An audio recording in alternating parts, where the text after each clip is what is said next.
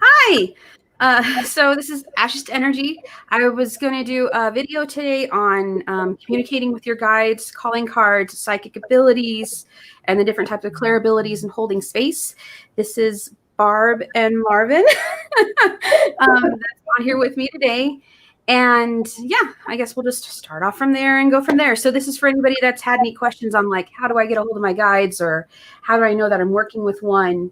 And we'll go from there. So one of the things that I bring up quite a bit is asking people about calling cards. And I get asked, what the heck are those? So to me, they're what people call signs that they attribute to different energies, or confirmation on which one they're working with, whether it's a spirit, a dead loved one, an angel, energy guide, whatever you're working with. And they vary from guide to guide and person to person. How do they work? My understanding is that it's based off of your vibration that you maintain throughout this lifetime. That everyone has a gatekeeper, like there's just one gatekeeper, and it's who's with you from the time from birth to death, and they're with you your entire lifetime. And then we have a set list of things that we want to learn lessons on, and we're tested on them until the lesson is solidified in our consciousness. It might come up again, but it's only normally to make sure that your understanding that you have of it is where it needs to be. Or if there's more to add to your understanding because you've leveled up. It's kind of like, I knew this, but when you got older, you had a better understanding of it. So that's why you're able to add more information into it. And you're more receptive to the change, because sometimes we're so locked in on only this understanding and we can't see outside of it. But when you level up, you're a little bit more receptive because you've changed. So let's see. Yeah. What was the other thing I was going to say? Sorry, I'm losing my place. Oh, the other thing that I wanted to put down is that, that your perspective should be changing throughout your lifetime, that you should be adding more and more and more knowledge to your understanding of, the spiritual community, because if it stops shifting, then that means that you stopped growing. So, and, the reason why the calling cards are so different is because it's based on your personal interest. So it's just as different as like somebody's personal taste in food, music, or art. So that's why those calling cards are so different. So one of the first clair abilities that is normally talked about is clairvoyancy, which is clear seeing. It means clear vision, seeing things with your third eye or without using your eyes. It can manifest in several ways, like seeing numbers, words, people that you know and associate with. One of the examples is like, here's an example I can give. I have done a reading on somebody, and this person was their uncle, but I didn't know it was their uncle. So my uncle appears in my third eye, or like, when I'm doing the reading, and I'm like, oh, is this person your uncle? And then the face shifts to what the person looks like, and I'm able to give descriptors going down. So, because I don't see the word uncle, I just see my uncle, kind of thing. And, sorry. So, or sometimes it'll even show like their rank or the position or an object that pertains to it. It can play like a little film in your head. Sometimes you'll see your guide acting things out. That's been fun. The information that you're receiving doesn't feel like it's coming from you, but from somewhere else. So coming from somewhere else. And pay attention to the direction that you seem to receive the message in. For an example, one of my friends, when they have prophetic information coming in, it'll actually play in front of them. But when it's something that pertains to the past, they'll see it playing behind them. So that's just a tip. Let's see. I already mentioned that. And then you can also ask your guides to accommodate you, like if you have a preference on where they show up in your vision. So some people, it's like, you show up on my left side, I'm not going to be comfortable. It makes me a little bit jumpy. But if you could appear right here, I would feel more comfortable. Like, you can actually ask your guides to accommodate. Have you guys had any like clairvoyancy things happen for you? Either? I have an interesting one that, now that with the HD cameras, when I'm doing sessions, I have a friend of mine who I lost in 2010, and she shows up for me all the time on my back wall in like a blue fog. I can't see her directly if I haven't developed that, but if I look at it, but through the camera I can. Or I think, when we see the orbs flying through when we're working, I don't know always who they are, but they are busy if we're on the right track. Yeah. Her camera goes in and out of focus quite a bit when her and I are working together. There's times where it's her mom, and then there's been times where it's my mom. My mom, she's like, this energy's a little intense. I'm like, that's my mom. I'm sorry. So, because she gets a little pushy. But yeah, Marvin, what about you? Have you had anything that's like clairvoyancy or? For me, it's mostly just feel, like vibration, feeling, okay. Yeah. And you don't get any images whatsoever when you get the vibrations? I'm just asking. Not particularly for those, more like scent. Okay. Like I get a smell.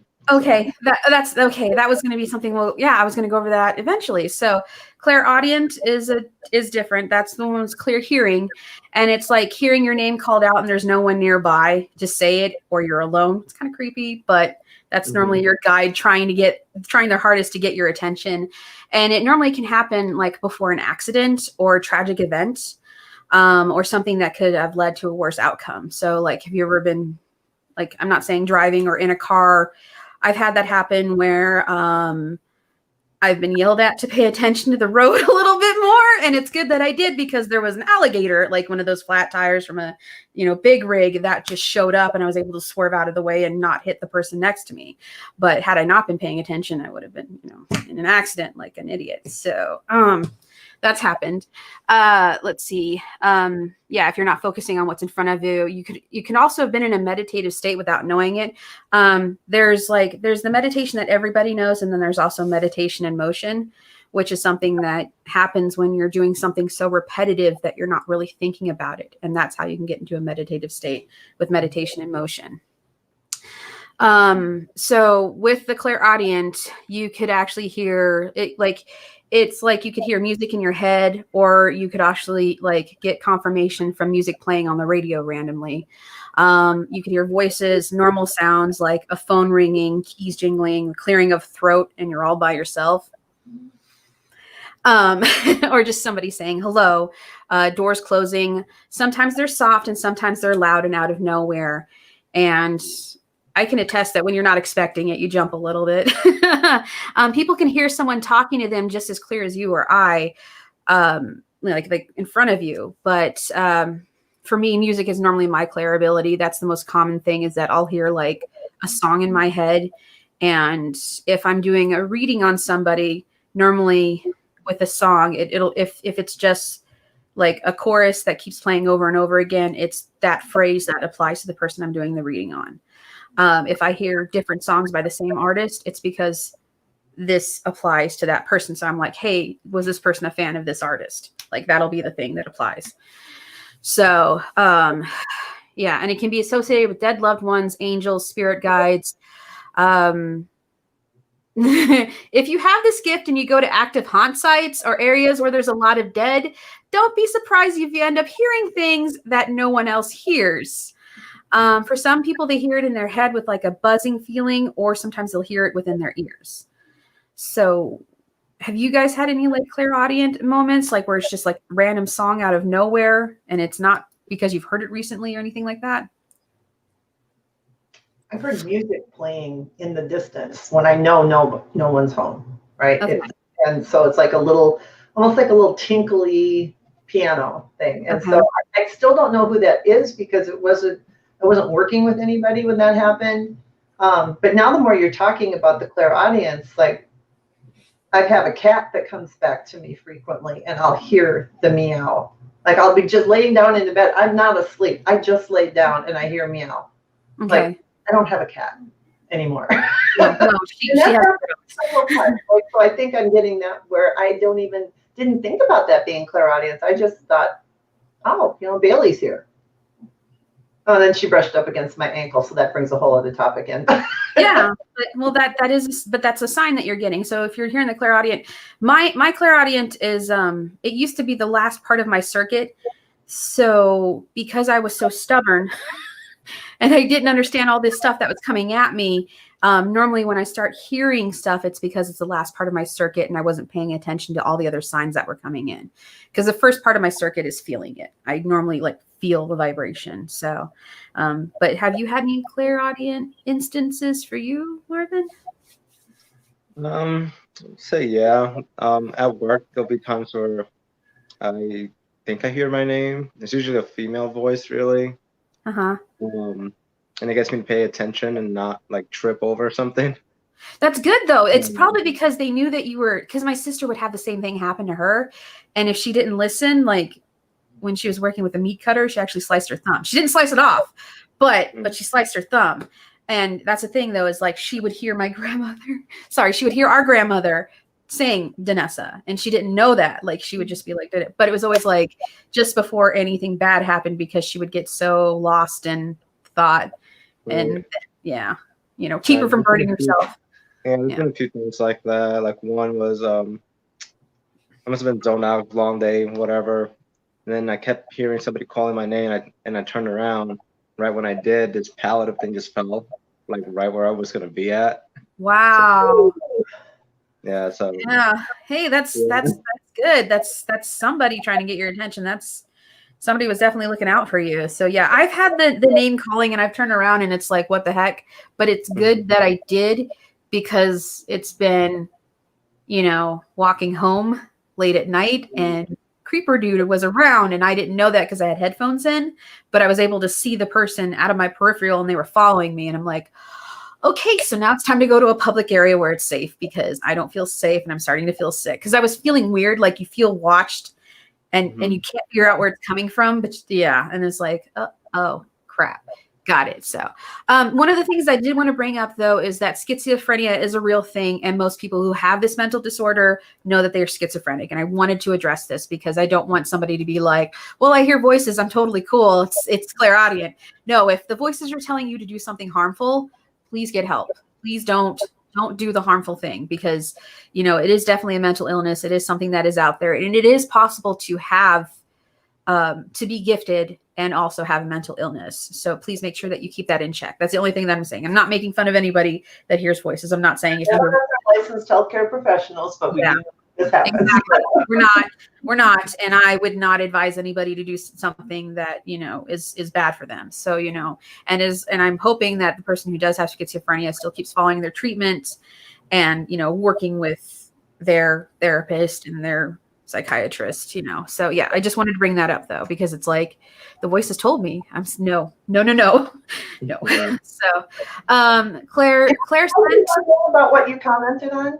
What? When you had the guy following you, I think that's a really basic feeling that we all have. That we grew, our species grew that way, right? You know, you feel that predator was looking at you. We all know we're being watched. And that might be a really great place for people to pay attention to that. Yeah, you do have energetic skills. And this is a big one that if you start paying attention to that and accepting that, maybe then you can hear or see or feel other things. Yeah. And it's the more you work with it, and you're right. Yeah. The more you work with it and acknowledge it, the better, the more responsive everything else is. Sorry, you were going to say something, Marvin?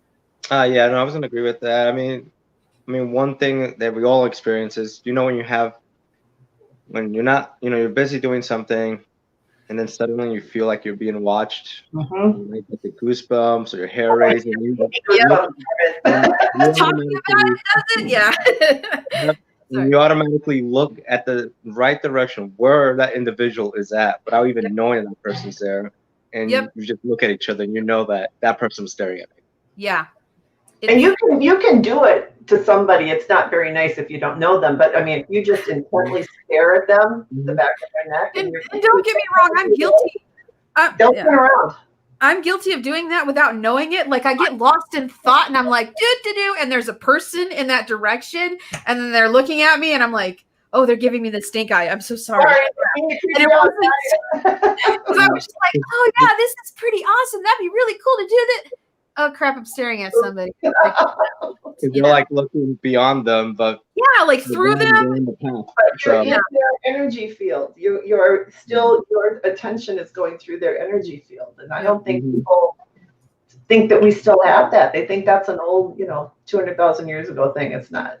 I well, I'll go over the feeling in a minute. Okay, so Claircentrist or Clairscent or Claircentrist is the ability to smell something that's not originating from this plane. This one can be a little bit tricky, and make sure it's not coming from you or anything you physically have nearby. I would advise you to look high and low before you state it's from the other side, especially if you live in a place that's attached to another, like a condo, apartment, duplex, casita, or close proximity. Make sure it's not coming from the other building, and then ask anyone around you if they smell anything. If they're not as intuitive as you are, don't be surprised if they say no. But if they're intuitive like you, they might be like, yeah, I smell cigar smoke. I've had that happen where I've been with another gifted person and they smelled exactly what I smelled. But I've also been at a point to where I smell, because I attribute cigar smell to my great grandfather. And I know that's him immediately.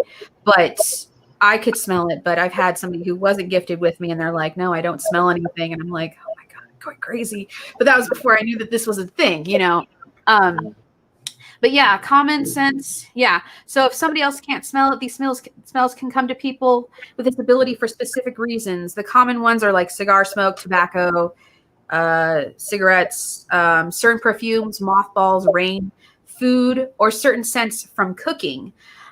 These smells identify the spirit or guide, and sometimes you'll get a comforting smell when you're stressed out. Like you could be really like, oh my gosh, I can't handle it. And don't be surprised if all of a sudden you smell something that actually makes you feel a little bit more relaxed, like lavender, or for me, it's buttercream. And it automatically puts me into a good state because I know that's my mother. Like it's like, oh, my mom's nearby, and I'm not like as worked up. So that's the comforting thing for me. And it's normally quite strong, but can also be light. And then the other thing I was going to say is, don't forget, you can still ask your guides to increase the intensity of any of your gifts or decrease it if it's too much. So if there's something coming in and it's way too strong, you could say, hey, this is a little too much. Can you please tone it down? Or if it's like, oh, it's so faint, I can't really smell it. Can you make it stronger? They can do that. So, and Marvin's actually had this happen to him. So yeah. What scents have come up for you? I know one of them was your dad's smell, right? Yes. Yeah. That usually comes around the time when it's usually around his birthday or when he passed away. Anniversary. Yeah. And I start, you quite don't it's you get busy with your everyday life, and then I'm like, why do I keep like smelling him? Like usually the scent is specifically like his hats, pretty much. Like the scent from your natural oil. And then there's that realization, it's like, oh, he's here. Or when I'm having, really difficult time, and sometimes you feel like you need that guidance, or that confirmation, is this right? I'll get that scent, letting me know that, okay, this is the right path. Yeah. So is there any other scents that have come up for you other than that? Well, before, I would say with my ex, and even now with some people that remind me of just like really negative people, there's a scent of rot that comes up sometimes. Interesting. And I just, Claire? it's not a person that I should be around anymore. Yeah, but that's a good like run kind of GTFO. Yeah, Mm-hmm. I get you. I get that every now and then. I've had it where like it's first of all, like I'll smell it and I'll be like, where is that coming from? And I'll be like, why is that familiar? And then it'll keep happening throughout the day. And I go to different places, like gone to the store, and in the middle of the grocery store while I'm down the frozen food aisle, I'll smell a certain scent that reminds me of somebody. And then when I finally figure out who it is, it depends on, what it is. Like one of them is an ex, and it actually gives me a knot in my stomach when I think about it. Like once I'm like, oh, it's him. And then I'm like, oh, just nope, don't, and then I'm like, why am I thinking about, why does this come? And I get so mad, but it's because there's some unresolved shit that I needed to process. But that was for a later date. And it's because I was asking the question, well, what else did I need to do to get this fixed? Well, that was it, is I needed to address more stuff. And Barb found that out. She was like, hey, you need to let some of this out. I'm like, oh, yeah. Gee, I can do that. Yay. So yeah, and it did help, and that's why it was coming up randomly throughout the day, because I was like, I don't know what else to do. What else could I possibly do? And it's like, all right, well, I'll give you the answer because you're not freaking listening. And I'm like, I don't like the smell. So I get you. I get you. Have you ever had that happen to you, Barb, with the scent? You know how we talked about your mom gives you different images or thoughts or whatever with depending on how she's feeling about what you're doing. Yeah, like stale cigarette smoke. If I am doing something stupid she does not approve of, it's no, you're going to get stale cigarette smoke. That's my dad. That's my dad. He used to smoke as he got older. He'd buy the cheaper and cheaper cigarettes. So if he's not real thrilled, I'll be smelling the cigarette smoke. We don't smoke around here anymore, period. But if he's happy, I find pennies in the weirdest places. That's cute. Just spontaneously, but like, okay, I'm going down the right path. I'm not getting this smoke. This is good. It's really good. Yeah, the strongest one for me, it's probably my family. It's when I get these things. Yeah, that's the same thing. Like my grandfather has a specific scent. Yesterday was the anniversary of his death date, and I couldn't understand why I kept smelling him randomly throughout the day, and that's what got me so emotional, because I'm like, I miss him, but that's because it was like letting me know he was nearby. Yeah. But yeah, I get you. Like, it's interesting how there's like positive smells attributed to family and then negative smells. So that's interesting. Like my grandmother, I can smell her perfume and then burnt cookies, because she could not. Woman can make anything. She can make anything, but cookies, she could never bake a cookie to save her life. You could beat people with them when you were done. They were like awful. You break your teeth on them almost. There's no one else that would remind you of. No. And that's it. And that's like, all right, well, I guess this is my grandmother, you know. And then my other grandmother, she used to sing. Like, I didn't know that. She used to sing. She actually had an album that she produced like way back in the day. And my dad actually made like a recording of a CD of one of her vinyls that she did. And like, I have it, and it was just interesting, but I'll hear like that. I'll hear her saying, I get ideas, and that's how I know it's her, but she's normally with my sister most of the time. So yeah. Clairgustance or Clairgustant or Clairsavorance is clear tasting. It's from the spiritual realm, associated with a person, place, or thing without putting anything into your mouth. Trying not to be 5. Getting a sudden strange taste in your mouth and you couldn't figure out where it's coming from. It could be a sign of someone that is going to call, stop by soon, or could be attached to a guide. Sometimes you'll get these tastes while you're working, and it could have something to do with your job. Always ask for clarification and you'll get it. I have a person that, okay, so I had a friend of ours that we knew in San Antonio who was a nurse, and one of the patients that she was around, like, okay, so there was a patient that was admitted and they weren't doing so well. And when she was around this patient, she's like, I keep tasting oranges. I don't know what the heck's going on. She would walk into the room and she would taste oranges in her mouth, and she's like, what is this? What is going on? And then she would leave the room and she'd be fine. But every time she'd go back in that room, it would hit her. And it's because the patient was low on vitamin C.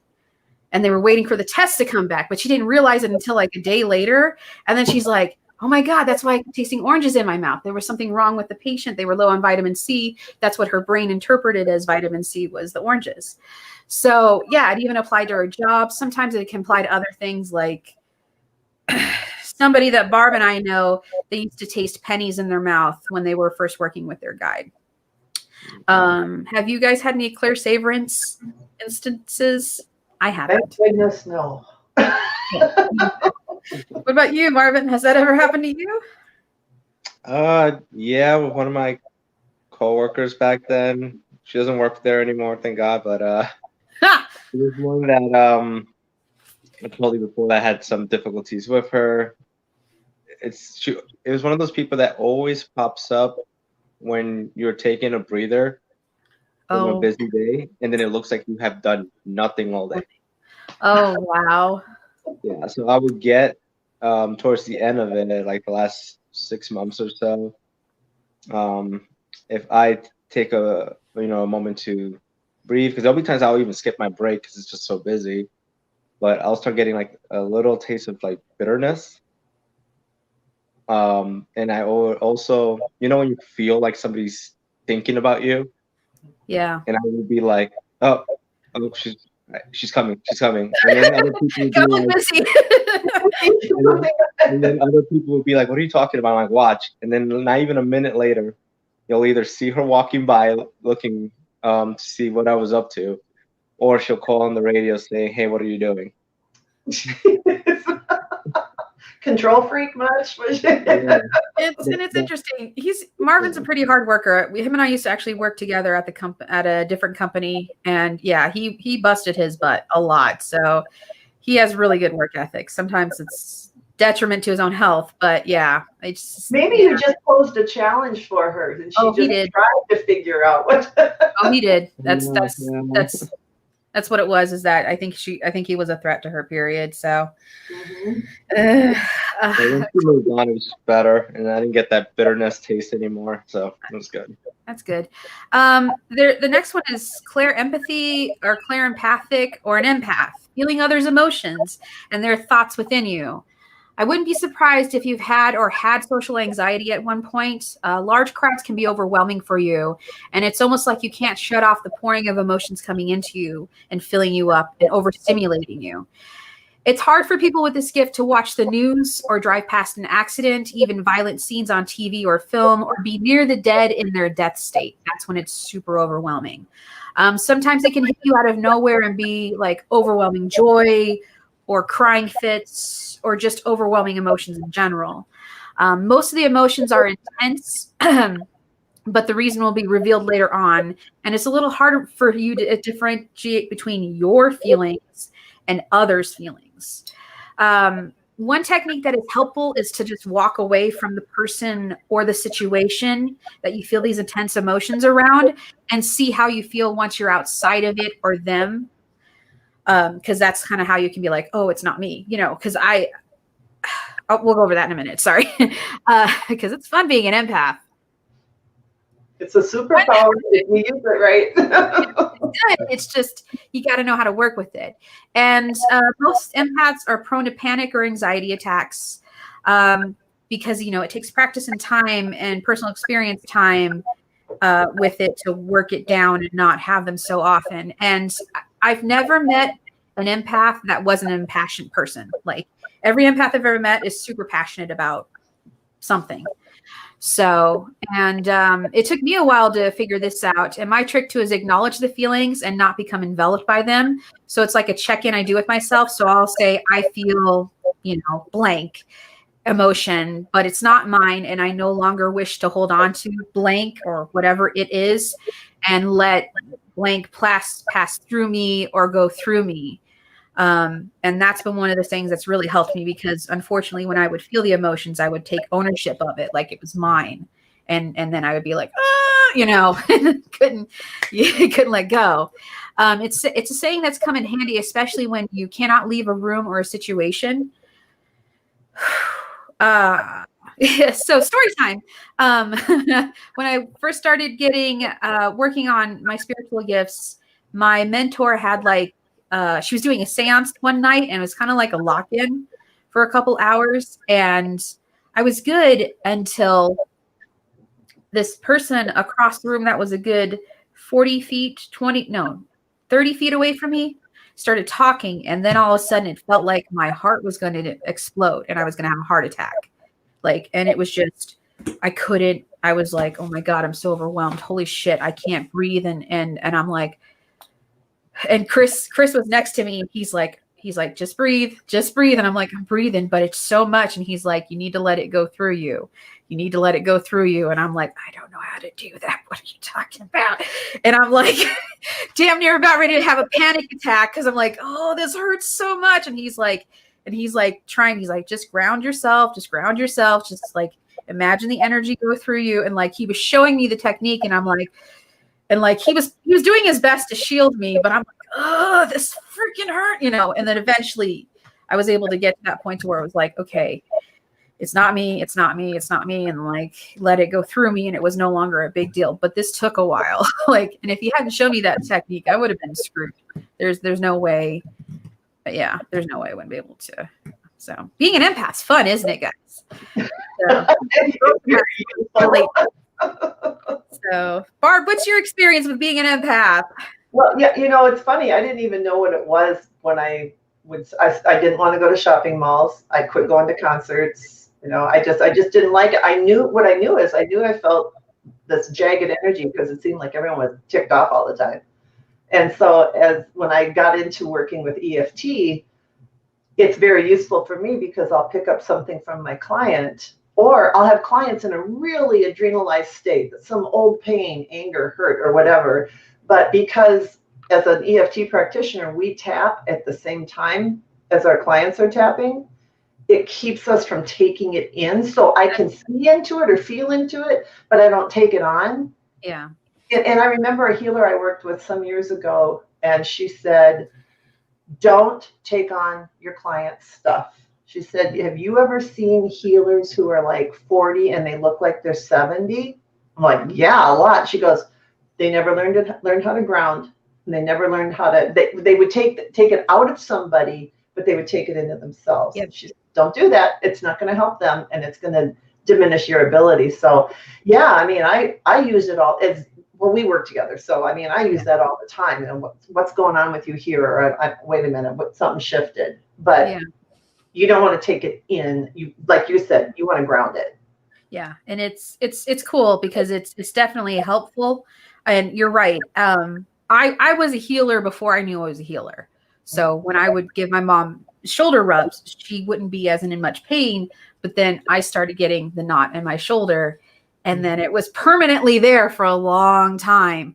And I didn't know that I was supposed to be dispersing the energy. And I would shake my hands out when I got done with it. So some of it would disperse, but I wasn't doing it properly. But now I have a better understanding of it and know how to let it go. And that's been super helpful. And I mean, yeah, it was intense. I was almost agoraphobic at one point because I hate shopping in general, but I hated going to the grocery store, which is why I would go at 10 o'clock at night. Yay, Walmart. So, because not only that, less stupid people, but I didn't like the feeling. But yeah, I got used to it. And then, eventually once you learn how to work with it, then you can handle things. So yeah, I can understand how concerts would be super intense. They're not anymore, but it was like that for me. What about you, Marvin? Did you have any experiences like this? Yeah, I mean, with concerts, I do. Like for me personally, I like being in that frequency of vibration and everything. Yeah. Because one, it makes me feel like we're all, at least in that concert, in that time, for that next hour or two, whatever it is, we're all in that same frequency. And it kind of just blocks out all the other stuff of the everyday stuff that I worry about or think about or all that. So for that moment, we're all on the same vibration. Yeah. For me, I do like that. Yeah. Well, and I don't mean to interrupt, but I do notice that because we went to a concert together, so I know how he is. I've noticed that wherever he goes, it's not a bunch of negative stuff.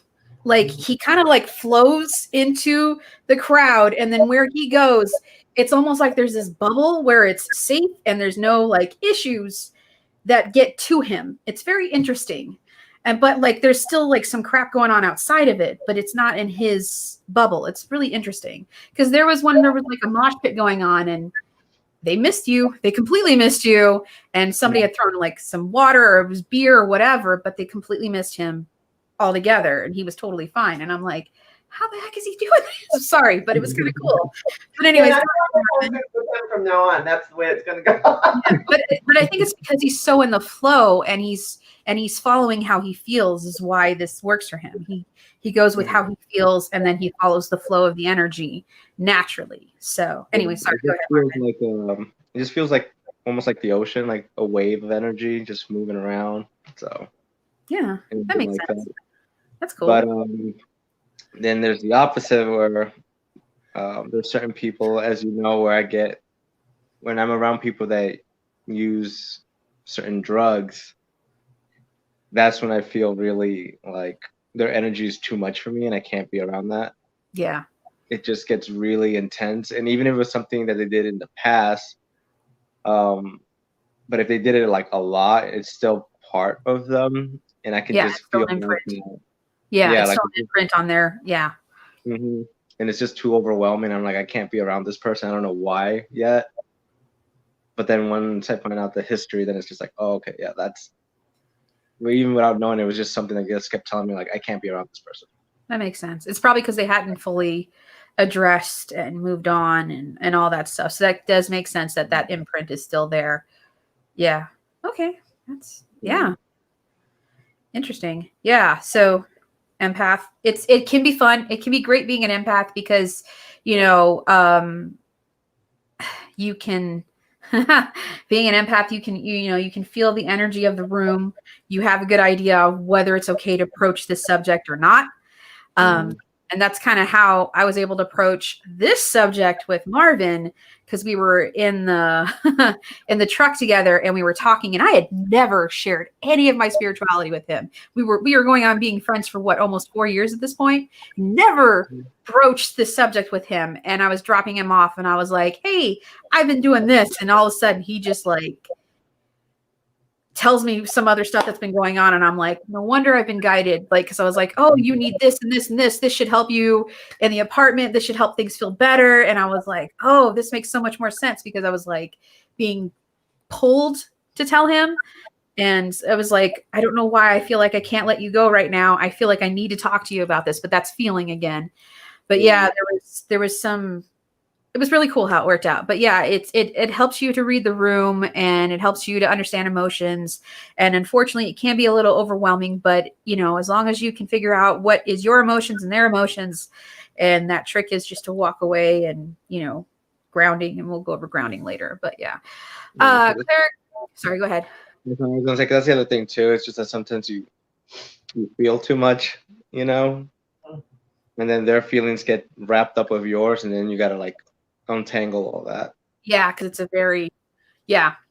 Claircognizance, claircognizant is clear knowing. Barb has this. When you know something to be true without having previous information or knowledge of the thing or the subject, the information comes to you and it's without a doubt true. This can be tricky because sometimes it can be ego coming through, and it's up to you to test the theory that you know by fact checking it on credible sources, not Facebook.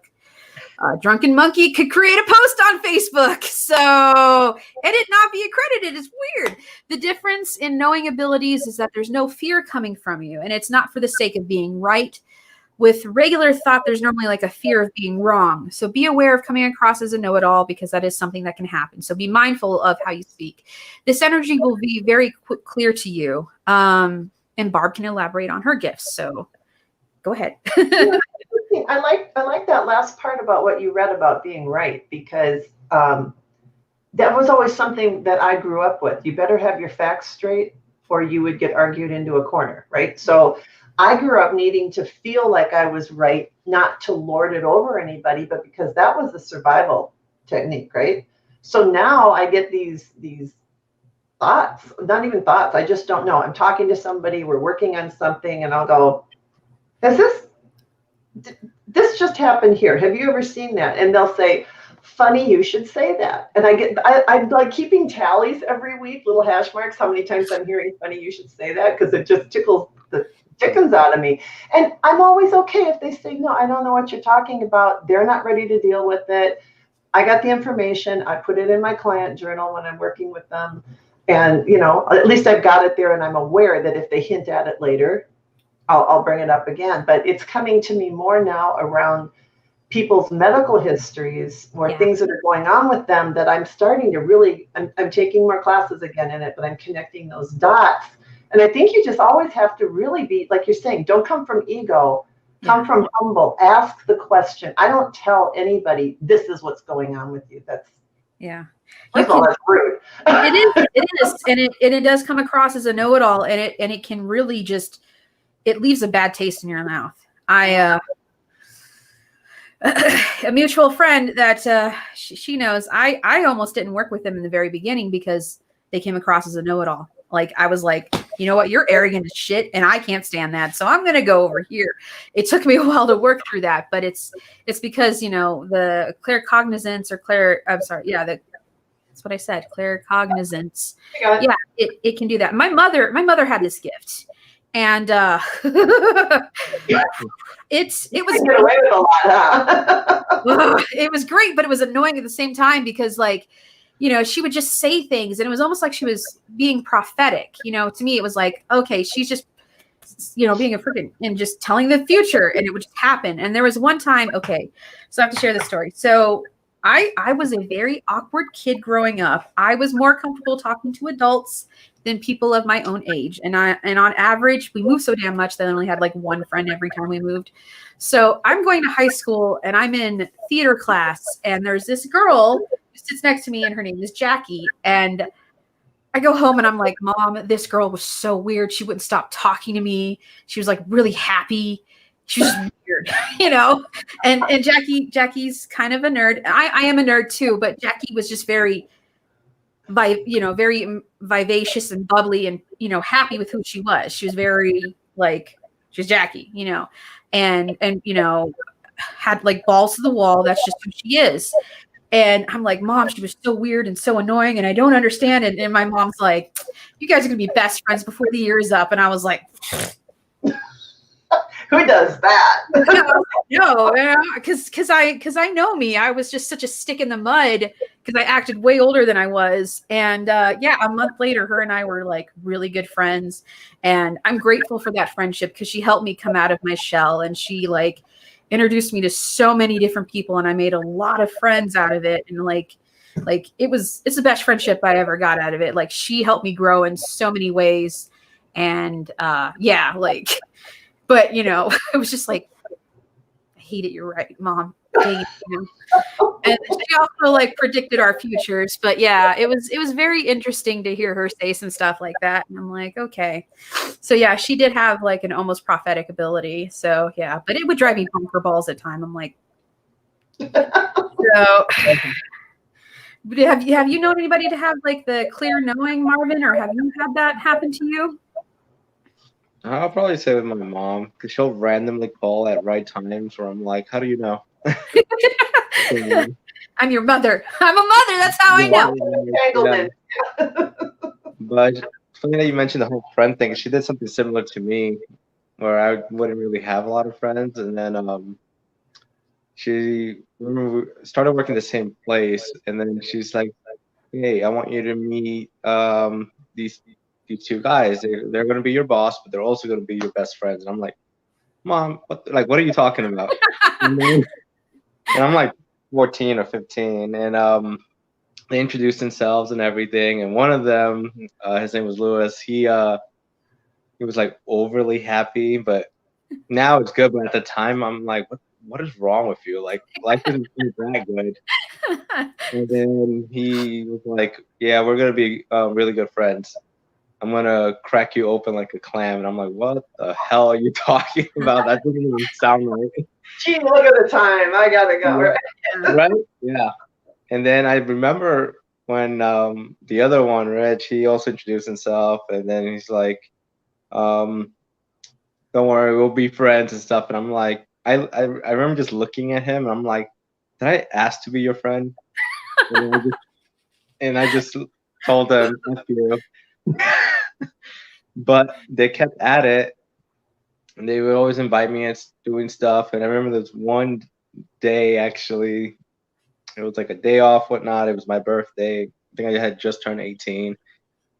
And they roll up at our place, my parents, like at 5:30 in the morning, knock on the door, tell my mom to wake me up like creepers. And then they were like, can Marvin come out and play? We're going to take him to Six Flags. That's awesome.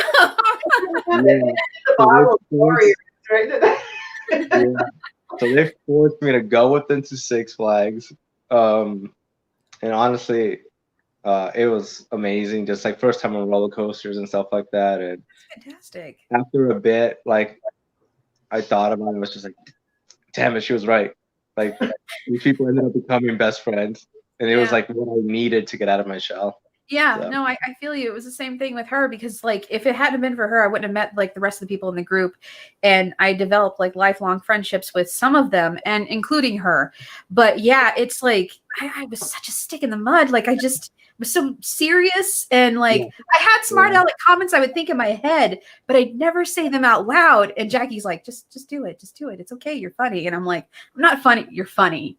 Trust me, you're funny. It's Okay. funny. Like, now when I see other people that are the way I was before, I'm like, oh God, I couldn't even stand myself. Like, Right? Why did you put up with me? I can't even stand yeah. me now. Like, yeah, no, I get it. I get it. I got called to my boss's office for that one time.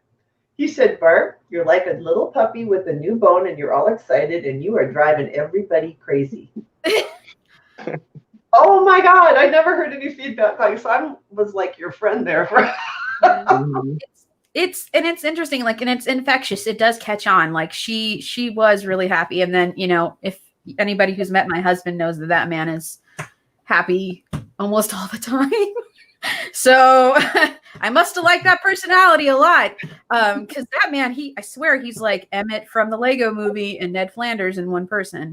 So he's just eternally happy and everything is awesome. And don't get me wrong, he has his down days, but he's been in the Army for almost 15 years, and he's still like, he has hope. And people are like, how do you still have it? You know? It hasn't broken yet. Yeah. Yeah, you know, but I don't know, it's one of the great qualities that I love about him because he's just so positive. And then when he gets down, you know, I'm the one that can pick him up and we do the same thing where we pick each other up. So that's kind of nice. But yeah. Clairsentience or clairsentient or physical mediumship, normally referred to as the gut feeling. When something is off, you feel it like you're not safe, so you leave. If you had stayed, something terrible would have happened. Most people get a lot of confirmation in their gut. If they're a physical medium, they can normally develop tummy issues throughout their life. Like this is a thing, unfortunately. And if they're in a bad situation that's not in their highest and best, they will develop pain throughout their body, starting in the gut, and it'll become constant and more intense the longer they stay in the situation that no longer serves them. I would not be surprised that this person can feel when they're being watched. It's not as bad as it seems, though. There are these feelings you get when someone is genuinely a good person or part of your soul tribe. They actually feel good to you. They feel light and airy, or you feel tingling throughout your body when you first meet them, or they make you feel accepted. The opposite can be true of someone that has malice intentions or is toxic or negative to your path. They'll make you feel sick to your stomach, nausea when they're near, pressure throughout your body, or a sinking feeling. This is something that'll hit me pretty hard when I feel into certain people's energy and I know that they're lying, because it's like my built-in BS detector goes off. Like when you're talking to somebody and you're like, you feel it.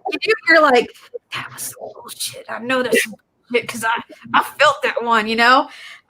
Or they're not being upfront about their motives. That's the other one that I can't stand, when somebody's like, they're being like this fake nice and you're like, that's not genuine. You've got a motive and that's not cool. You know, some people they're just doing it for the sake of being nice. Like they're like, no, I really care about you and I just want to see you happy, or this makes me feel good to see you happy, you know, like that kind of thing. But when you're like, no, there's an ulterior motive here. I gotta go, you know. It's like when you get those fake apologies and you know they don't really mean it. They're not heartfelt at all. Yeah, the other one I normally get is like, I'll feel dirty when somebody doesn't feel genuine, or if they're coming from ego, or they're like, so when I say that is in the spiritual community, just like any community, there are so many different types of people that come in, and I have met some people that were definitely coming from ego as far as I could feel, and it felt gross, it felt icky, it felt heavy. I know Marvin can attest to this because he's been there too, where he was able to spot it before I could, of somebody that we knew that was going into ego, and they're heavily in ego right now. It is so painful that it's like I can't even sit still when I think about it. So yeah. So sorry, this feeling applies to guides, angels, ascended masters, loved ones, other spirits. Can also apply to demons, maleficent ghosts, shadow people, light eaters, etc. You'll normally feel pushes and pulls inside the body or a pressure in your solar plexus or in other parts of your body for different things. I've always been a physical medium, so yeah, I've always been a physical medium, so that's always been my first thing that goes off whenever I was working with energies. And when I had to ask for a calling card with my gatekeeper, what the feeling that I got is like I just got off the teacups at Disneyland. Like I felt like really dizzy and lightheaded. Or when it was my healer that was coming in, when I would feel his energy coming in, I feel like my hands get super hot, and then it feels like my arms are crossed across each other, but they're not. They're like straight out. I feel like I'm pulled really far outside of my body. And then with my messenger guide, I actually get like pins and needles on my arms, and that's how I know it's my messenger. I know you both have the physical medium thing going on. So what are some examples that you've had, Barb? Well, there's two things I thought of when you were saying that. One is when I'm working with my clients, because I work over Zoom all over the country and actually in other countries too, there's that energetic connection. And when people are clearing an emotion because it gets stuck somewhere in your energy system, I can feel a shift. And I can feel where, yeah, she's like, how did you know that? Like, what's going on in your throat? She's like, I wasn't even grabbing my throat. So I get that. I get that with people I'm close to or people I'm connected to during a session. The other thing I wanted to bring up when you said, when you meet somebody and, you get the warm fuzzies or the tingles or whatever, and that's great. But the one thing I wanted to caution about is I do a lot of work with people that have suffered narcissistic abuse or have an abusive childhood. Use a little caution. Dr. Ramani talks about trauma bonding, and I think it came out of alcoholism is where the term came from. But it's when you've had this kind of disordered childhood or upbringing, and this person did too, and you feel like you know each other, like you instantly click.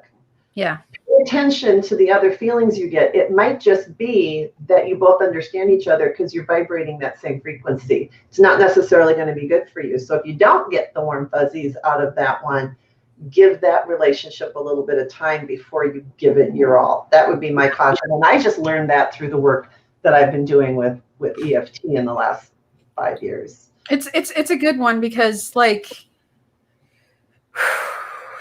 okay, I have a big mouth and I don't think things through before I state them. And I rubbed Marvin the wrong way when we were getting this is how most of my really good friendships start out, is that I rub them the wrong way. Like there's 3 other friends of mine where I wasn't thinking and it came out wrong and it felt like an attack, and it wasn't even my intention. It just, unfortunately, it happened because I really need to work on tact. I'm working on it. But yeah.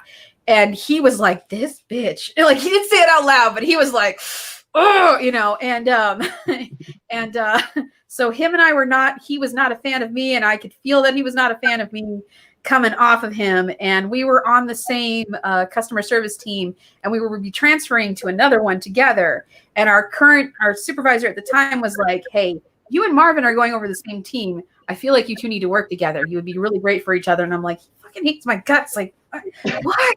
Why? He wants to punch me in the face. Do you not know this? And he's like, no, trust me, you guys will get along. And I'm like, so we have to go to this other team, and we're starting to work together. And like, I made some kind of like Family Guy reference or Arthur reference, and he starts laughing, and then he makes the same one back at me, like it was one of the two, and like we start making these messed up references at each other, and we're laughing the entire time. And I was like, okay, cool. He's actually really good. He's a pretty cool person. He's fucking hilarious. And then that was that. Like our friendship was based off of morbid sense of humor. But the best kind.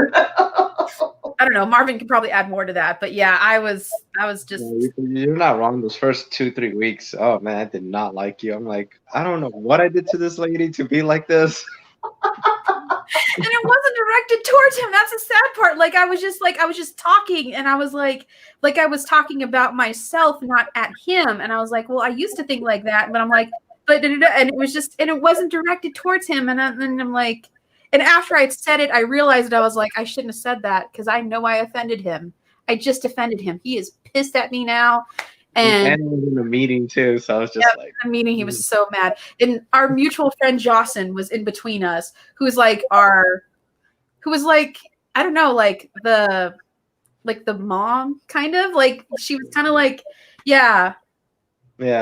She's kind of, I don't know, like when we worked with her on the same team, she was kind of like a grandma or mom that like had really cool stories to share with you and life experiences. And she loved us both, but like him and I were like about each other. So, and then after that, it was, all good. And then we ended up with a different supervisor, DJ, and she was fantastic. Like she was like another mom to both he and I. So, but yeah, we got along like swimmingly after that. But my mouth, I just rub people the wrong way. I'm sorry. I don't try to, but yeah. Life's boring otherwise. You got to shake it up a little bit, don't you? But Marvin, what kind of what kind of things do you get when you meet people? Like, do you is it like a vibration, or where do you feel the pressure, and how does it feel to you? All right, so really, unless if it's somebody that there's only a few people that will feel like they're like if they have a lot of negative energy, like I said, like it would just feel like their energy is too intense for me. For most people, it just feels very neutral to me.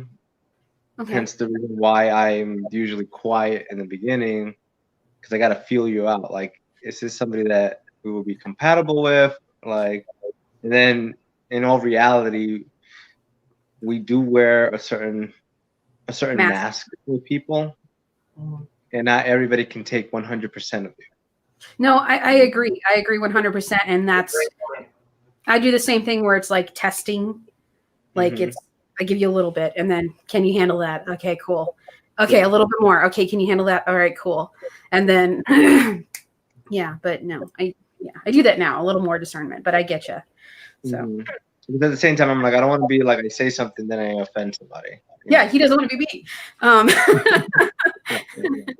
Yeah, but no, I get it.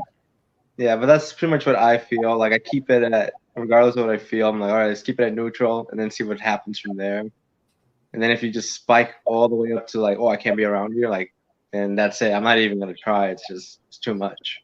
Yeah. But if it's something that I feel like, okay, maybe there's a potential of like, can we be coworkers that are social, and we actually end up being friends, and then go from there and just keep going from there. But yeah, because there is, I agree with you. That people can accept who you really are. Yeah, because I agree. Like we all have a persona that we put on at work. There's the professional persona that we put on when we're in our working environment, because you can't, cuss like a sailor and say all these things that, not everybody's okay with that. I mean, you can, but it won't end well. Yeah. But no, yeah, you're right. There's the professional persona, and then there's, there's the acquaintance persona, and then there's like the really good friend persona, and there's a couple more in between. But I get you on that, where you have those. But yeah. And then have you gotten any kind of like feelings when you're working with spirit or your guides or anything like that? So you have mentioned like when you feel like in your gut, or just that feeling like if something bad's gonna happen, you just like stay around too long with certain people. Yeah. So that was something I was getting towards the end, as you know, with my ex, where I just had to crazy pants. That's what I call them. Yeah. So it was just a lot of bad stuff happening, but I just kept ignoring. And then after a while, it was like, I feel like an impending doom is coming. Like it's not going to be really good, to the point that things started manifesting at night that I would start seeing, as you know. Yeah.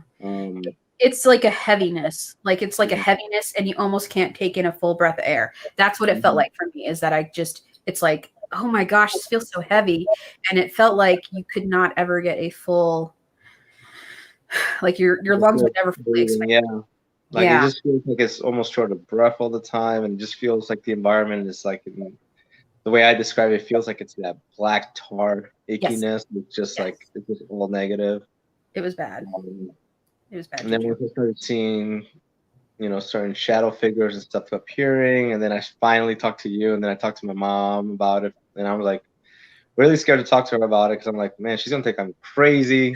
And once I told her about it, she's like, oh, this means that and that means that. And I'm like, you don't think I'm crazy? She's like, no. So it was just really weird having that first conversation with her.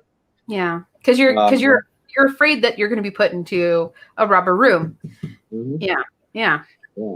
I feel like. But sorry, go ahead. So once certain things started happening, she was just like, "Yeah, you need to leave as soon as possible." Then you helped me get out of that situation, and then like, not even a month later, one of the quote unquote friends of my ex ended up overdosing and dying from all the crap that they were doing. Yeah, it was pretty hardcore. My mom had described it right before that happened. She's like, "Oh, when you see certain entities, pretty much almost like a banshee, it's like that's a warning, like something bad's about to happen, someone is about to die, and you need to get away from that." Yeah. And I'm glad I did, because like I said, like not even a month later, somebody overdosed and passed away. Yeah. When he was staying with me at the house with my ex, he saw the bruja that I had seen.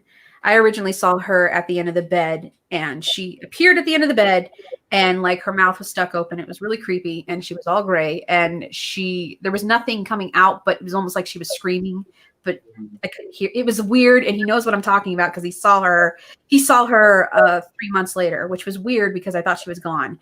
But she ran from the edge of the bed all the way to the left side of the bed where my ex was sleeping at, and there's just this trail of smoke behind her. And then she starts wailing on my ex's back. And I'm afraid. And I like start pulling. By the way, my ex was like 6'3", and I'm like pulling him towards me because I'm terrified that it's going to hurt him. And I'm like, babe. And I'm pulling him towards me. And he wakes up and he's like, what? And when he woke up and turned on the light, she was gone.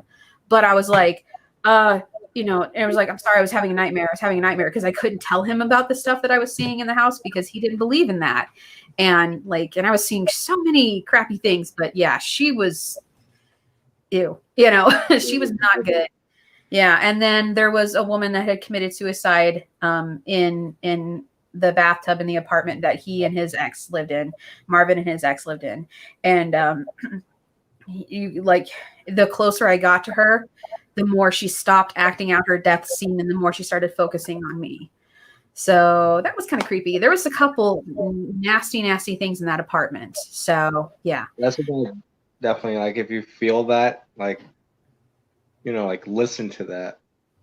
Because it's obviously something that you're not addressing is telling you like, hey, there's something that you need to take a moment, take a step back, look at it, and just be honest, like, is this good for you or not?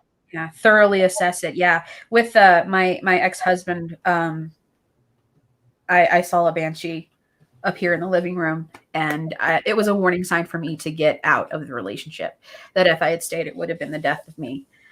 Not that like, it's just, we were not good for each other, and we were stagnant in keeping the other ones from growing. So, and it's good that I left, but yeah, she appeared in the middle of the living room and she was like pointing at me like this. And I was like, what the heck?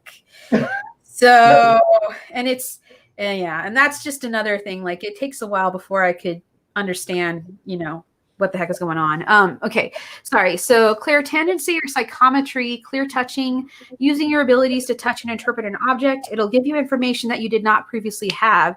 This allows you to learn the history of an object, the people connected to it. It's commonly associated with objects, but it can actually work on people too. Like, have you ever brushed against someone and then received like a picture in your head about them or emotions about them or something about them? Well, it's because it's psychometry at work and you don't even know it, because it can also pertain to people. Or you can feel physical elements or emotions from it as well. Barb can definitely share her experience with this. Yeah. Mine was with, I was taking a class to expose to all different types of psychic abilities and phenomenons and tools, and what did you navigate to. So they tested psychometry both with objects and with photos. And as long as you can see the eyes in the photo, it's a lot of ways that teams help the police find people who are missing, who may have died, and whatever. They get that photo and they get that image. So there was this photo of this guy, and I started hearing, I don't look like I would do this, do I? I look so nice. You think I'm so nice. And then I got this image, actually, of, I was telling Janice, I thought someone was leaning on his shoulder because I saw the elbow arm, but I ended up drawing something like this. And it turns out the guy was an 8-time serial rapist killer. Yeah. And I had it 98%, blew me away, had no idea that I would even tune into anything. I thought, you think you're making it up. And I think that's an important thing I learned. When you think you're making it up, it's probably pretty genuine. Yeah. Yeah. So yeah, my big psychometry adventure. See, yeah. Have you had any psychometry happen to you, Marvin, or no? Not to that level, but you're like, no, not to that level. No. But yeah, you ever held an object and gotten images off of it or something, like a vibration or something off of it? I wouldn't say objects, but more like when you touch somebody, like a handshake gives quite a bit of somebody, and especially eye contact. Yeah, kind of reveals things. I don't know, like it gives the windows to the soul. That's not made up. They really are the windows to the soul. Is the eyes. So yeah. Sorry. Go ahead. You just know. You just have that feeling that you know certain things about an individual. That they never talk to you about it, but you just know it. And then when they tell you, like, hey, I'm interested in, let's say, cars or a certain game or books or whatever, you're just like, oh, I already knew that. But you never talked about it, but you already knew it. Yeah. So. I get you. Going off this subject a little bit. So yes, I have a psychometry thing. I didn't know it was a thing. Like I had no idea.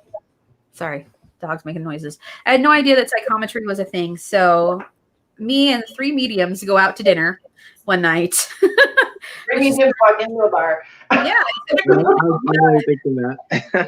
We go to this place in Arizona called the Welcome Wagon, and it's like an outdoor picnic area, and they do like hipster food. That's all I can say is like it's hipster food, but it's pretty tasty.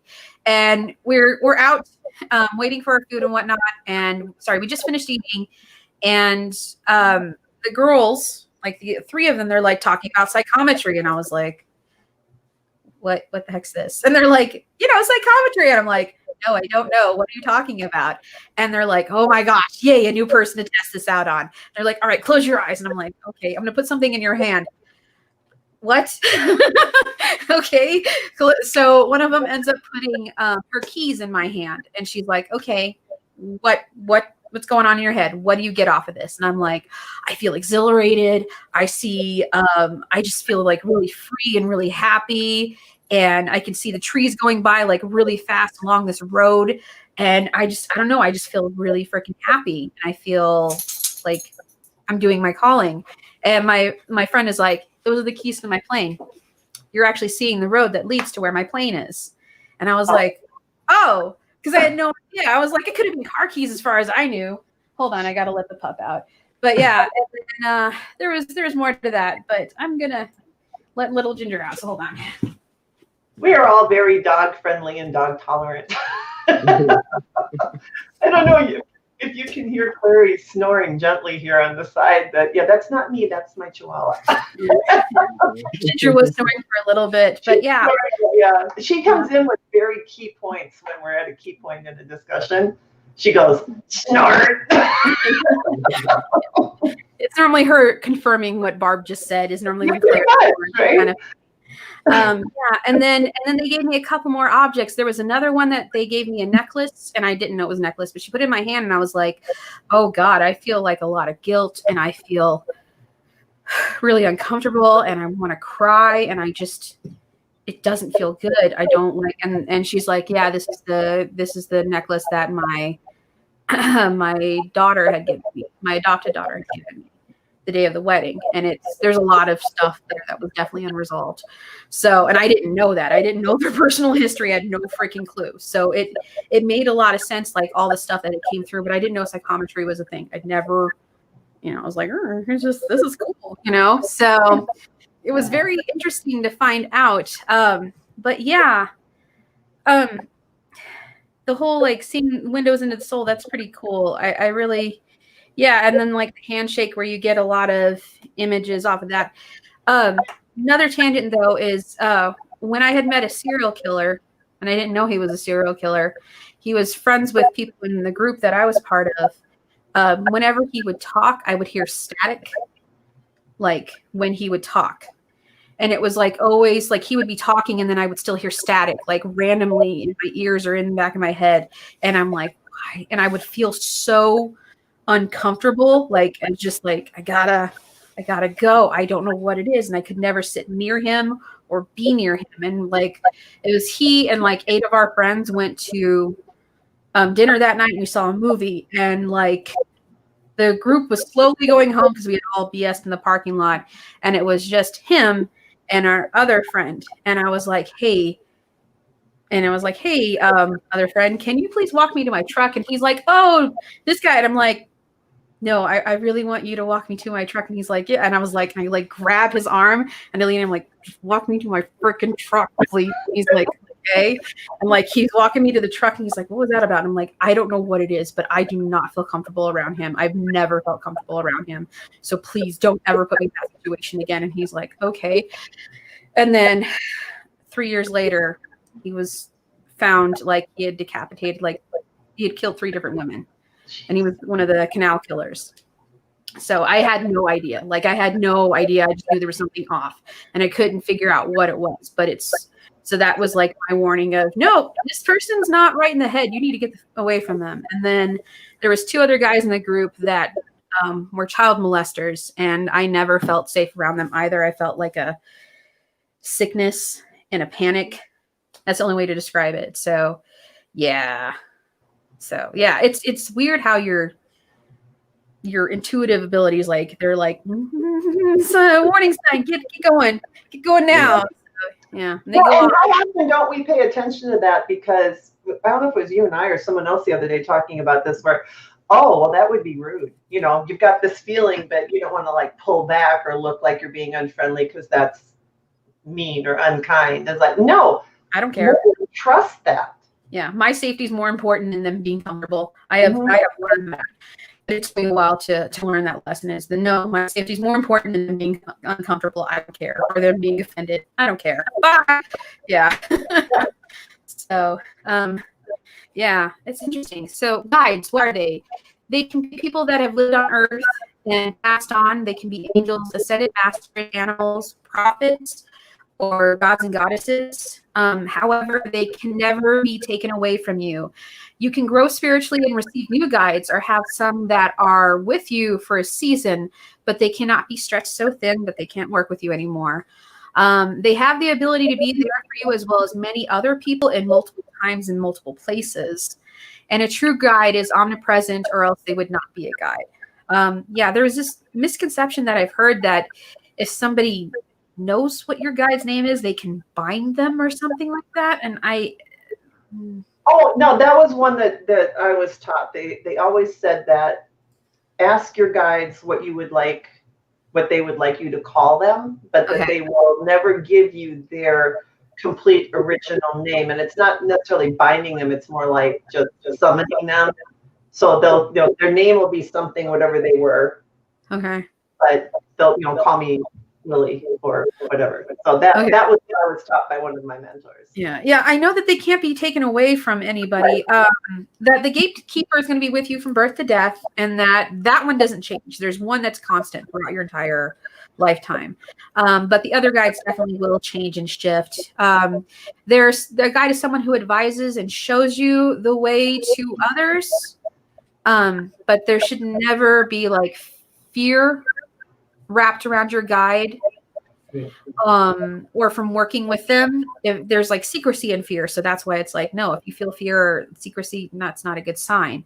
And if fear enters the equation working with a guide, stop working with them. Do not continue working with that energy. Guides never promise you things or need pacts or have you sign contracts, and they will not ask you for favors or say just trust me or just let me in.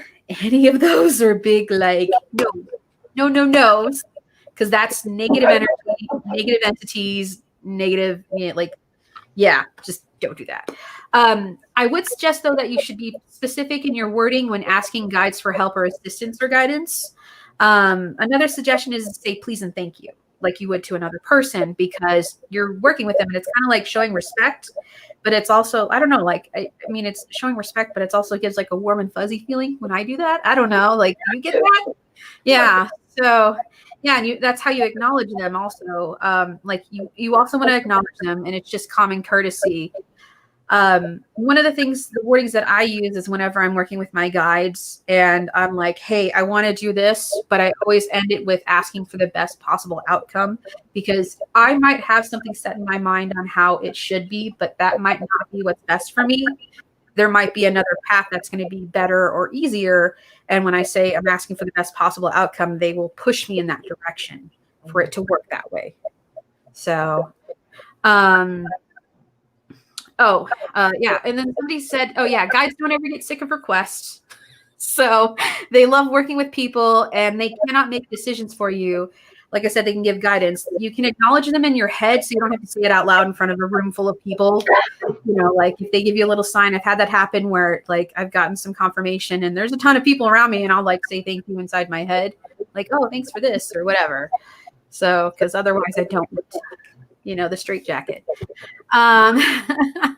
They can't make you do anything because you have free will, and they are here to support and encourage you, not coddle and carry your ass. So, you know, you're here to have the human experience. We're all here for that, and they want you to do that, and they'll be supportive, but they cannot stop you. And then, yeah, the one thing I wanted to say is that, you know, if the little voice inside you is urging you to say or do something that's coming from you, go with it. If you feel a pull, there's normally a reason. People are put on your path for a reason. I've made amazing friends and connections listening to the voice or the pull telling me to share experiences at the most random people. Like, yeah, and I'm grateful for it. So, and I've been fortunate enough to help some people out without knowing it, and it enhanced or strengthened the friendship in a weird way. So, yeah. And then I guess I wanted to say, like, it's been a relief though, because like for the longest time it sucks because I felt so isolated, because I'm like, man, I'm so freaking weird. It's so much like, because I have such a vivid, because I was told I had a vivid imagination constantly, and I just thought that my dream state lasted longer. Like, because I would wake up and still the stuff that I saw in my dream would be in front of me for the next 10 or 15 minutes.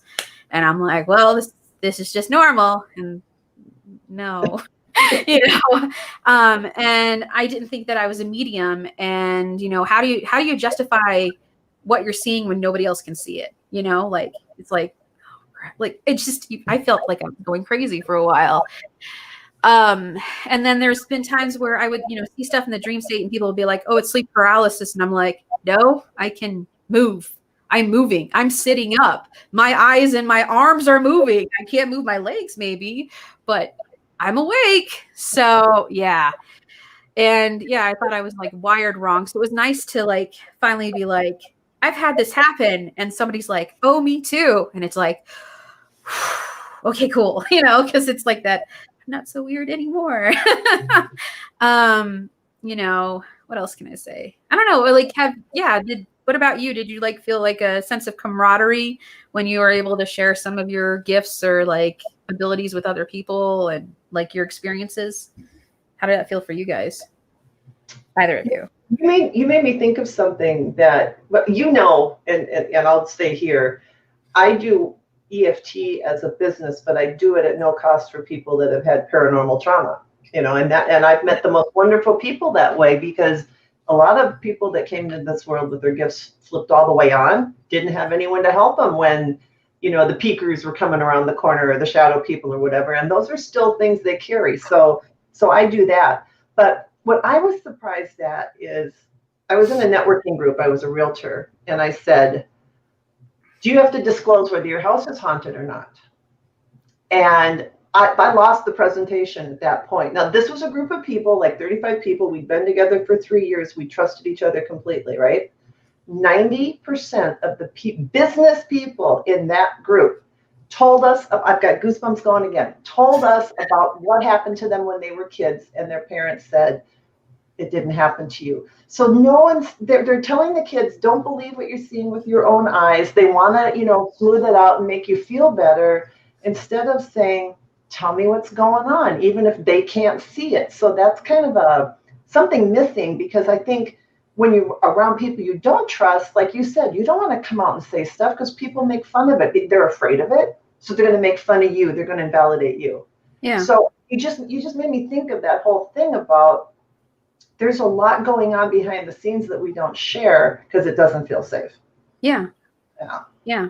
Yeah. Not a tangent, but something you said made me say that. Yeah, no, because you're taught as a child to, it's not really the boogie monster. Don't get me wrong. I will acknowledge some things were definitely a vivid imagination, but I was talking to dead people when I was 6, and I didn't know it because my imaginary friends, 2 of them were people that had burned alive, and one of them was a dude that was electrocuted to death. But I didn't know that, and I started talking about the guy that was electrocuted to death and described him, and my stepfather was furious with my mom because he thought my mom had told me about him. But I didn't know. I was just like, yeah, he's right here, and da-da-da-da. And he's like, Janine, why did you tell her? And she's like, I didn't tell her shit. What are you talking about? So yeah. Differently, right? They're just kind of like, yeah. And it, and like I was told that, you just have a vivid imagination, but no, there was so much going on throughout my life that I would just, this is what happens when you have like the artistic tendency. You just see these things randomly. No, no, you really do have the gift, and it was kind of, it was nice to talk to somebody else who's like, yeah, you've been a medium for a long ass time. How do you not know this? I was like, no, this, everybody sees these things, they feel these things when they go near haunted houses. No, sweetheart. Those are people that are gifted that feel and see these things. So what about you, Marvin? Did you have that kind of thing too? Trying to think.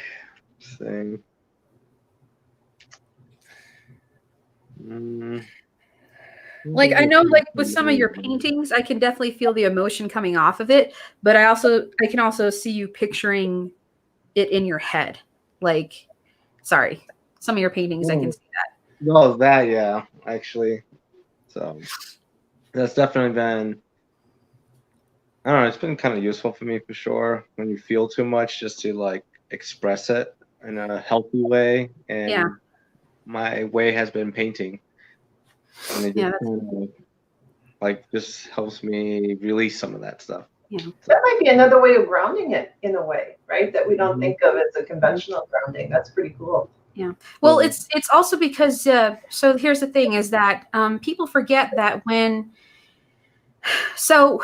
you're in the flow with energy, if you have artistic tendencies, if you're doing the thing that's expressing art, you're being somewhat guided to, and that's good because you're of service in a weird way. You don't know that you're of service, and it's helping you express the energies like he said, but it's also giving him that release that he needs. So yeah, it's probably why he feels a lot better. He's probably pretty tired when he's done painting. Oh man.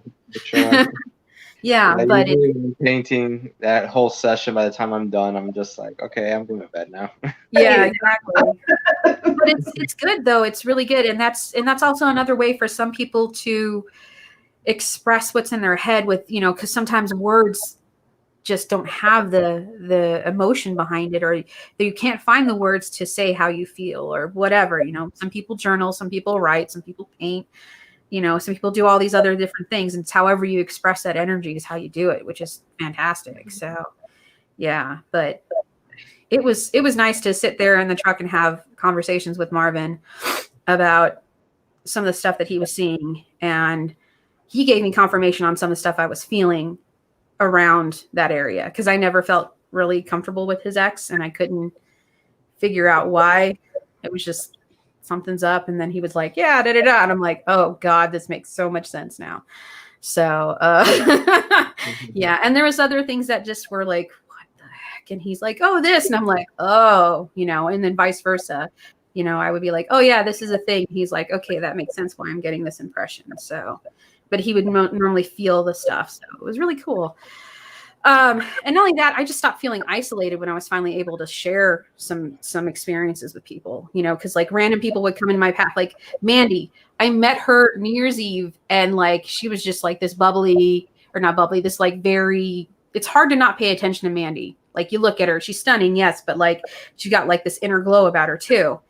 And like I was like, wow, this girl's really cool. And Ian's like, yeah, I've known her for a while, dude. And I'm like, I'm gonna be friends with her. That's it. I'm just gonna be your friend, you know. And then like we hung out and we were talking, and I was like something kept telling me to tell her that I was like, yeah, I'm a medium. And I like kind of said it, you know, like I kind of see things, and then she's like, oh my God, there's this old woman in my apartment who will not leave me alone because there's a dead woman in there. And she's like, she won't leave me alone. She's just mean and she won't let me in my spare bedroom. And I was like, oh, okay, this is why I was being guided to this. So, you know, and I helped her like cleanse the area and we had conversations and, you know, and she had the gift, but she just had to work on fine tuning it a little more. That's all.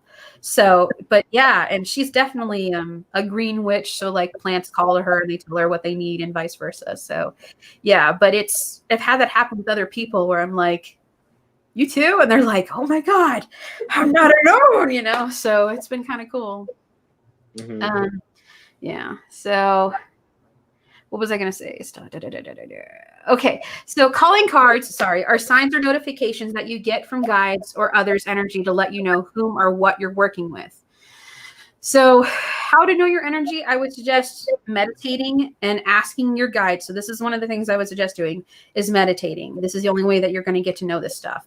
And ask your guide to step out of your energy and then pay attention to any shift within you. Do you feel anything, see anything, hear anything, taste, smell, any other sensations that go through you? What is different in you?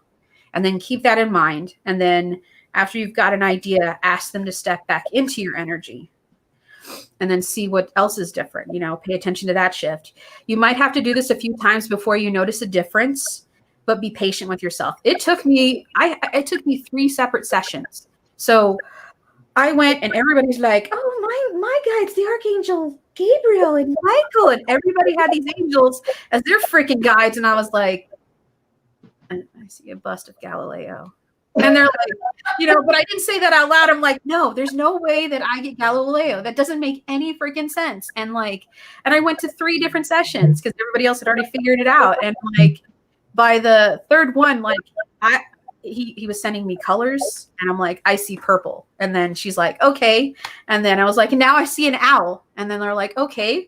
And then you're like, okay, now what do you see? And I'm like, I see a bust of Galileo and it's not moving. And then she's like, that's your guide, sweetie. And I'm like, but everybody's got angels. And she's like, not everyone has angels. And I'm like, oh, okay. So it just took me a little while to be like, all right, but yeah, he's very stoic. And like, it's just basically a bus that comes in and like whatever like mood he's in is the color of the robe. Like sometimes it's purple, sometimes it's blue, sometimes it's red, whatever, like something that I need to focus on is what the color is. And that's how he's feeling. And like, very rarely does he ever smile. Like most of the time he's got a frown on his face, but every now and then he'll smile. So yeah, but it took a while before I could like figure out like what his energy was like. Cause like, I'm like, man, I feel really lightheaded. I feel like I feel really dizzy. Holy cow. And then, before I could figure out my energy, because for a long time I would project like a really big block out, like just, and I guess for some people it feels like fireworks or sparklers like coming at them and they can't go past my energy because I would project it so hard. Whoopsie. I've gotten better at it, but yeah, because we had to like feel their people's energy in the room. And like when we did this was like 6 or 7 people and they're like, I couldn't get past you. And I'm like, I'm sorry. I didn't know what I was doing. So, but you know, you have a lot of bad stuff happening. You kind of project it out. So yeah. But yeah, so have them step in and out of your energy and like pay attention to how those things, the shifts go. And, what I would suggest is either keeping like a journal nearby or a piece of paper, or if you want to, you can record your sessions and then just state out loud what you feel is different and what you see, what you hear, all that stuff. So that way, then you know what your energy is, and then you know what your guide's energy is. And then by doing this, what they'll do is they'll give you the calling card, and you can ask them to show it to you, or however they use the energy around you. Because that was one of the things I was like, give me your calling card, and he was like, all right, homie, you're gonna feel like you just got off the teacups at Disneyland. So that was his calling card.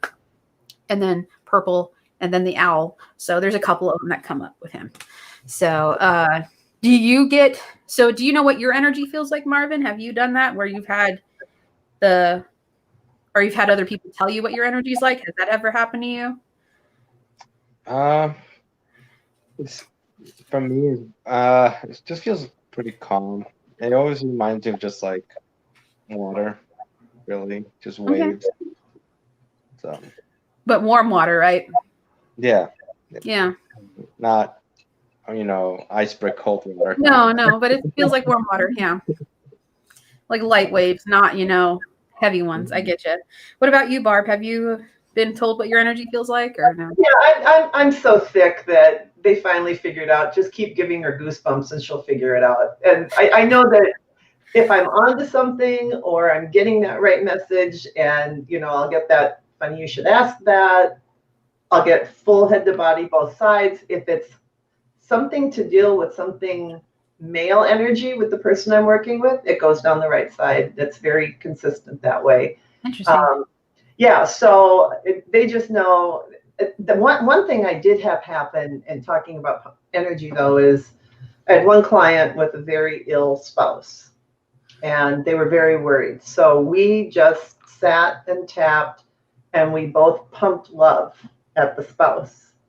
And the coolest thing ever, it was like your waves, Marvin. I kept getting these warm, gooey waves floating through me for at least 7 minutes. We just kept going.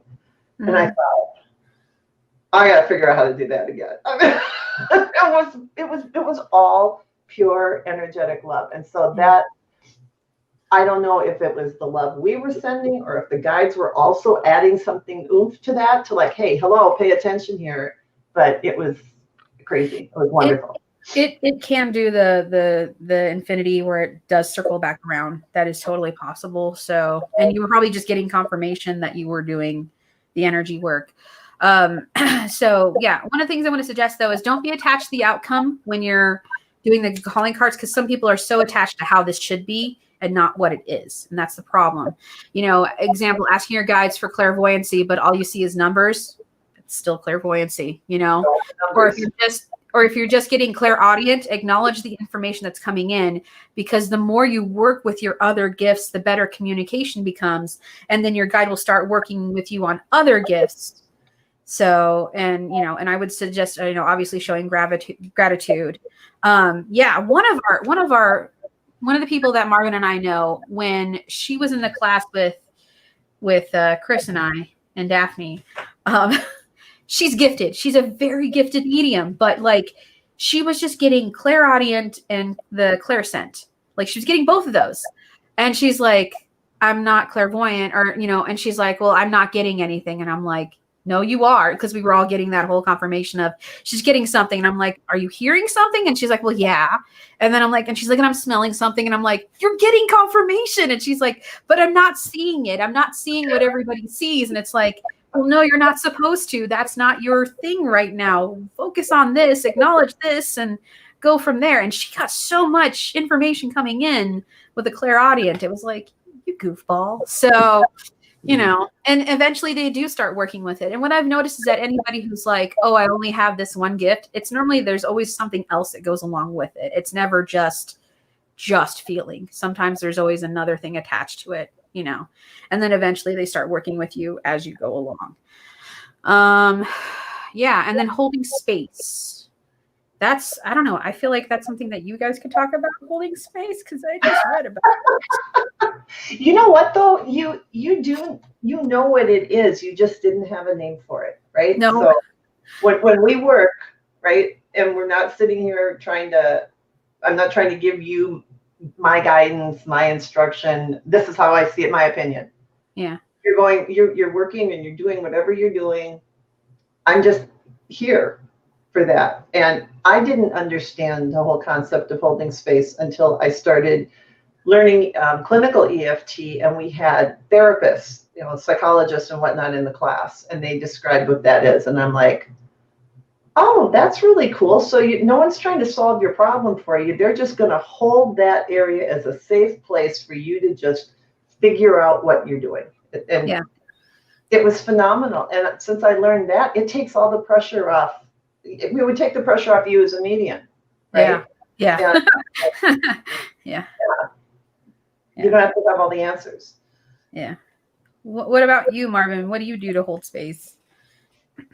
What does it mean to you? Space is boundaries.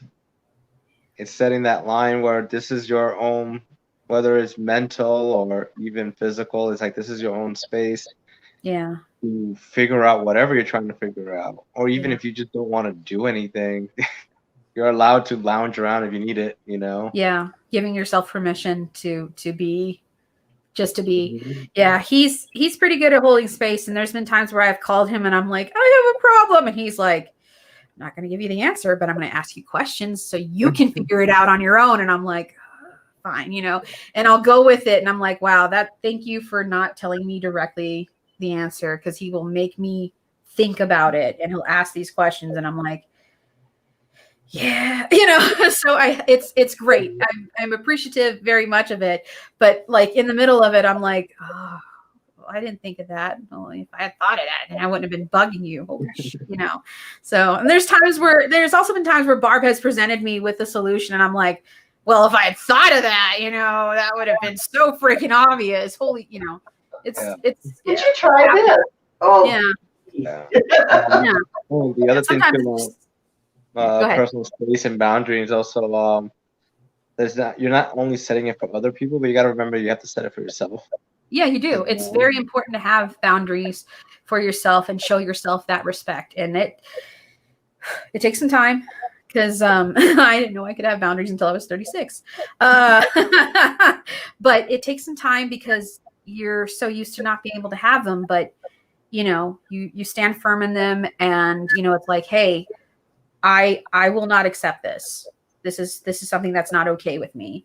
And I've given people the benefit of the doubt. And sometimes, as long as they're trying to change behavior of, hey, I'm so sorry, I forgot that this was a boundary, and they're actually doing it and not just giving me lip service, I'm good. But if they're still doing it over and over again and still intentionally stepping over that boundary, it's clear that they don't respect it, and they don't respect me. And that's a problem. So yeah. And being firm in your own boundaries too. Sorry, go ahead. And then when you're setting up your own space as well, it's important to give yourself time and space. Like actually do that.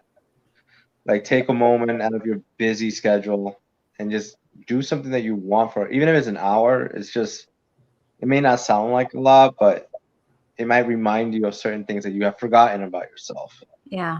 And certain things that you I keep putting in the back burner, and you're like, I should really get around to doing writing this or painting this or whatever you want to do, gardening, whatever makes you happy. Yeah. That moment really means a lot to you. Yeah. And you'll be surprised. And then you'll also be surprised how much that it changes your outlook on the day, because it can shift your perspective pretty drastically from, oh my gosh, I'm just so freaking miserable, to like, okay, I got this. It really can shift it that quickly.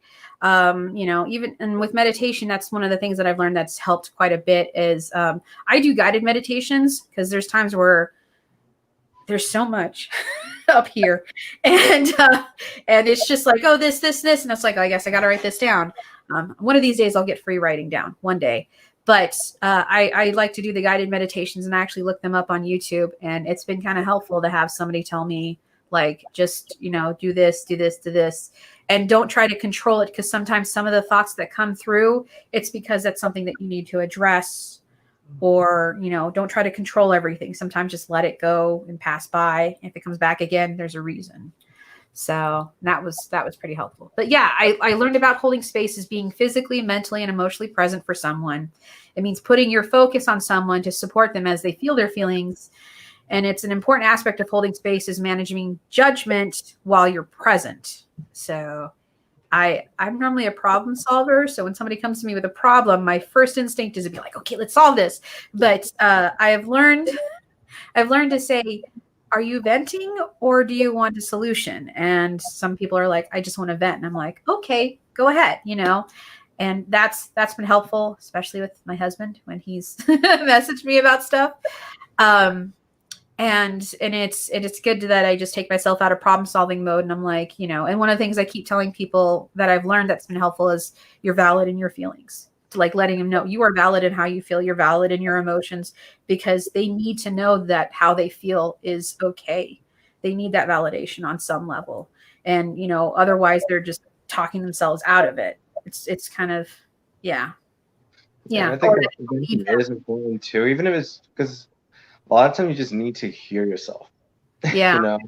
Yeah. Hear out loud what you're thinking, and then you'll either start processing what you're saying, or you're like, oh, okay, maybe I'm in the wrong, or maybe, like I need to do this or that, but you just need to hear it out loud without anybody interrupting or judging you. Just say it. And then at the end of it, you just start piecing things together. You're like, oh, okay, I need to do this now. True. And sometimes they just need to know that somebody believes them, because it's, like I need to know that I'm not, believe me, just believe me, I'm not lying, so it does help, and being receptive to the emotions, but also not being attached to the outcome. So, like I have a couple friends that are in abusive relationships, and it sucks. It sucks so hard, because it's like, you deserve better. You deserve so much better, but they're choosing to stay in those relationships. And all that we can do is like, my husband and I, because we're friends with these people, is like, I'm holding space for you. I'm here for you. I love you. But that's all that I can do. I hope that you do what's best for you, but that's all you can do. And then hang up the phone and go, oh my God.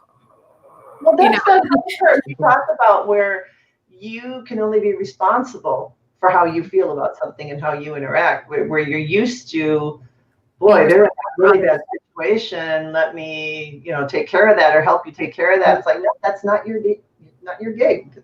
Exactly. And that's very important to know that you're not responsible for others' emotions, which is something that Barb had to share with me and remind me every now and then, because I keep forgetting that. I'm like, no, I'm not. Crap, that makes so much sense. I'm pretty sure you're in my life to help me remember that too. Yeah. Yeah. And I'm grateful for it, because it's really helped, because like I would always take the blame. It's like, oh, this is my fault. And they'd be like, I did this because you did this. And it's like, it's my fault. And you made me feel this way. Yeah. No. You're responsible for your emotions. I'm responsible for my emotions. And that's it. I'm not, and I've said that before. Like, I've had conversations with other people, and I'm like, I am not taking ownership of this. This is your thing. I apologize for, how it came across, but I am not taking ownership of this. You need to address this. And they're like, shit, so, but it's good. It's a different way of relating if you're not used to that, if that's not a pattern you have with that person. Yeah, it helped. So was there anything else you wanted to add to that holding space, or any of the things that we talked about earlier? I think we covered quite a bit. Yeah, you covered a lot. Sorry, we ran the gamut on this one, because I didn't want anybody to be like, well, it's so easy. And I'm like, yeah, it's really easy to contact guides, but some people get so stuck on clairvoyancy, but don't think of all the other abilities, and they're actually getting confirmation and they're unaware of it. And I didn't want them to be like, well, I'm not seeing anything, so I don't have a guidance. Like, no, you're getting the way we want it. I want to be clairvoyant. I don't care if I'm clairaudient. Well, get over yourself. Yeah. Use what you're getting, right? Yeah. Exactly. And that grounding is really important. And grounding is something that I'd like to do a video on one day, but that's a whole nother thing. That's a big topic, really. It is a big topic. So, but all right. Well, thank you guys for waiting it out with me for almost 2 hours. Holy cow. Thank you for inviting me. Yeah. It's been fun. It was very interesting, and I loved hearing your guys' experiences and stuff. It was, like some of the stuff I'd never heard. Half these stories, I'm like, wow, that's really cool. That's different, and it's nice to have those other experiences to add to it, because there's some things that I have that nobody can relate to, and there's some things that one of you guys have that somebody's going to relate to and go, oh, me too, and then go from there. So yeah. All right. Well, thank you guys. And I'm just going to end this broadcast. Bye. Bye.